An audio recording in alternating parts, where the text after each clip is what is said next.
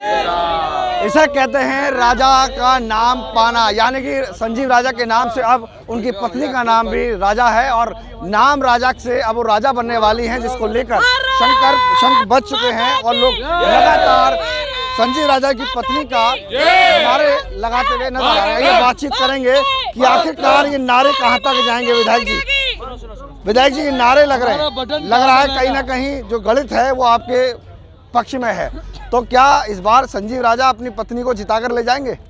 संजीव राजा से अधिक मतों से अलीगढ़ की जनता कार्यकर्ताओं के सहयोग से जिताकर ले जा रही है। क्या कहें, क्या राजा नाम लगाने से राजा हो जाएंगे? अब पत्नी भी आपके नाम के आगे राजा था, पत्नी के नाम भी राजा हो गया, तो भाग्य बिल्कुल बदल रहा है। वो तो स्वाभाविक रूप से पति का सरनेम पत्नी को मिलता ही है।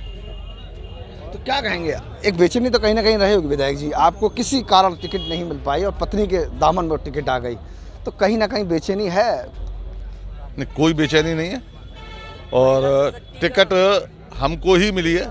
तकनीकी कारणों से हम चूंकि नामांकन नहीं कर सकते थे, इसलिए पार्टी ने संभावित प्रत्याशी के रूप में मुक्ता राजा के नाम पर विचार किया और कार्यकर्ताओं के सुझाव के आधार पर मुक्ता राजा को प्रत्याशी बनाया। अरे विधायक जी, आप तो चुनाव तो मान लीजिए जीते जिताए लग रहा है, क्या कहेंगे, क्या कमियां छूट गई आपसे जो आप पूरी आपकी पत्नी करेंगे शहर के अंदर? देखिए, सब काम कोई पूरे नहीं कर पाता। देश की आज़ादी का 75वां वर्ष हम अमृत महोत्सव के रूप में मना रहे हैं। आज भी बहुत से काम हैं, यदि काम नहीं रहेंगे तो कल करेगा क्या आदमी? तो जो आने वाला समय है, जो काम अलीगढ़ की जनता के हित में होने से रह गए हैं, उन अलीगढ़ की जनता के हित के लिए सारे आवश्यक काम आने वाले समय में आने वाला विधायक के रूप में श्रीमती मुक्ता राजा करेंगे। अच्छा विधायक, ये भी बता दीजिए आखिरकार टक्कर किससे है? क्या लग रहा है, कौन आपके सामने खड़ा है टक्कर देने के लिए? वो सुना एक नारा हमारे कार्यकर्ताओं का, कोई नहीं है क्यों पड़ते हो चक्कर में और कोई नहीं है टक्कर में। काय की टक्कर में क्यों पड़ते, मतलब कोई आपके सामने कोई खड़ा नहीं है? कोई नहीं है।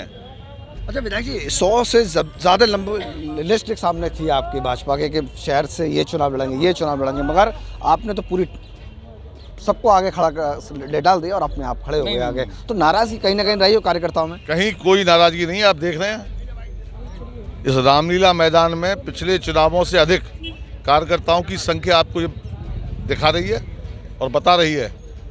टिकट मांगने का अधिकार सबको है और टिकट मिल जाए तो उसके पीछे लगकर उसको जिताने का कर्तव्य भी हम सबका है। आने वाले विधायक जी से भी दो शब्द ज़रा लेना चाहेंगे, क्या कहेंगे कि अब तक तो घर का राशन और चूल्हा संभाला, अब तो पूरे शहर संभालना होगा, क्योंकि कुछ लोगों ने कहा भाभी जी का परांठा खा खा के राजनीति करी हमने और यहाँ तक पहुँच गए, भाभी जी राजनीति करेंगे, क्या कहेंगे? दो शब्दों में बताइए ज़रा, कैसे चलेगा चूल्हा और फिर घर शहर? देश का विकास योगी जी और मोदी जी सब करा ही रहे हैं, तो उसमें हम नारी शक्ति भी एक साथ मिलकर देश के साथ हैं और मैं अपनी बहनों को साथ लेकर के आगे बढ़ने का प्रयास करूंगी।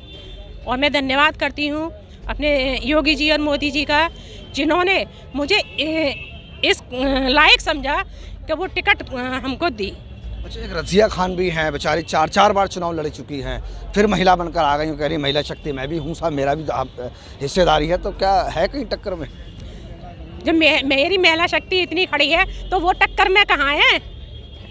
ये तो 80 और 20 का है। भगवा पड़ेगा सफेद पे भारी, बिल्कुल। अच्छा, एक बेचारे वो एक हैं जिनका पूरे देश में नाम है साहब, वो भी बड़े दावेदारी से मुसलमानों का वोट लेने की बात करें, मगर संजीव राजा के साथ हमने देखा है कुछ मुसलमान भी साथ हैं, तो क्या लगता है मुस्लिम वोट भी है आपके साथ? सर्वधर्म का वोट, सर्वधर्म की बात करते हैं और सब हमारे साथ हैं, वो भाई भी हमारे साथ हैं जिनकी आप बात कर रहे हो, और उनका वोट हमको मिलेगा। ये देखिए राजनीति का एक नया डंडा देखा आपने कि जहां नेता एक दूसरे पर आरोप लगा रहे हैं, मगर वहीं नेताजी ने कहा है कि कहीं न कहीं हम सबके साथ हैं और अब राजनीति होगी तो विकास की होगी। अब देखना होगा आने वाले वक्त में क्या ये नारेबाजी कहां तक और आने वाले 10 तारीख को क्या रिजल्ट आएंगे। इधर इस खबर के लिए वसीम अहमद, आज समाचार, अलीगढ़।